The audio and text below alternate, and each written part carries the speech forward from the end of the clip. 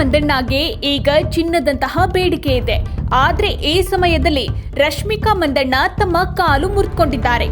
ರಶ್ಮಿಕಾ ಮಂದಣ್ಣ ಅವರ ಕಷ್ಟವನ್ನ ಅರ್ಥ ಮಾಡಿಕೊಂಡು ಸಾಕ್ಷಾತ್ ಸಲ್ಮಾನ್ ಖಾನ್ ಅವರೇ ತಮ್ಮ ಸಿಕಿಂದರ್ ಚಿತ್ರದ ಚಿತ್ರೀಕರಣ ರದ್ದುಗೊಳಿಸಿದ್ದಾರೆ.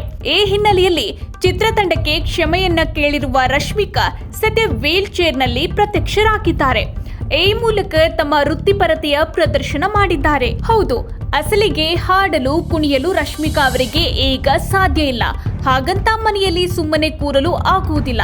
ಯಾಕಂದ್ರೆ ರಶ್ಮಿಕಾ ಮಂದಣ್ಣ ಅಭಿನಯದ ಚಾವಾ ಚಿತ್ರ ಬಿಡುಗಡೆಗೆ ಸಿದ್ಧವಾಗಿದೆ.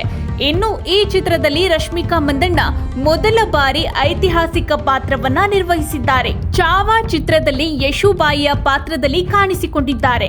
ಇನ್ನು ರಶ್ಮಿಕಾ ಮಂದಣ್ಣ ಅವರಿಗೆ ಈ ಚಿತ್ರದ ಮೇಲೆ ವಿಪರೀತ ನಿರೀಕ್ಷೆಗಳಿವೆ.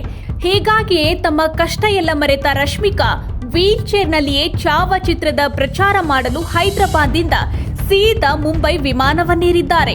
ಚಾವಾ ಚಿತ್ರದ ಟ್ರೈಲರ್ ಬಿಡುಗಡೆ ಸಮಾರಂಭದಲ್ಲಿ ಭಾಗಿಯಾಗಿದ್ದಾರೆ. ಸದ್ಯ ಈ ವಿಡಿಯೋ ಸೋಷಿಯಲ್ ಮೀಡಿಯಾದಲ್ಲಿ ವೈರಲ್ ಆಗಿದೆ. ಚಿತ್ರದ ಮೇಲೆ ರಶ್ಮಿಕಾ ಅವರಿಗೆ ಇರುವ ಶ್ರದ್ಧೆಯನ್ನು ಕಂಡು ಅನೇಕರು ರಶ್ಮಿಕಾ ಅವರನ್ನು ಸದ್ಯ ಹೊಗಳ್ತಿದ್ದಾರೆ. ಕೆಲವರು ರಶ್ಮಿಕಾ ಮಂದಣ್ಣ ಅವರ ಈ ಸ್ಥಿತಿಯನ್ನು ಕಂಡು ಮರುತ್ತಿದ್ದಾರೆ. ನಿಮ್ಮನ್ನು ಈ ಸ್ಥಿತಿಯಲ್ಲಿ ನೋಡಲು ನಮ್ಮಿಂದ ಸಾಧ್ಯವಾಗುತ್ತಿಲ್ಲ ಎಂದು ದುಃಖ ಪಡ್ತಿದ್ದಾರೆ. ಇನ್ನುಳಿದಂತೆ ರಶ್ಮಿಕಾ ಮಂದಣ್ಣ ಮತ್ತು ವಿಕ್ಕಿ ಕೌಶಲ್ ಅಭಿನಯದ ಚಾವಾ ಚಿತ್ರ ಈ ಫೆಬ್ರವರಿ 14ರಂದು ತೆರೆಗೆ ಬರಲಿದೆ.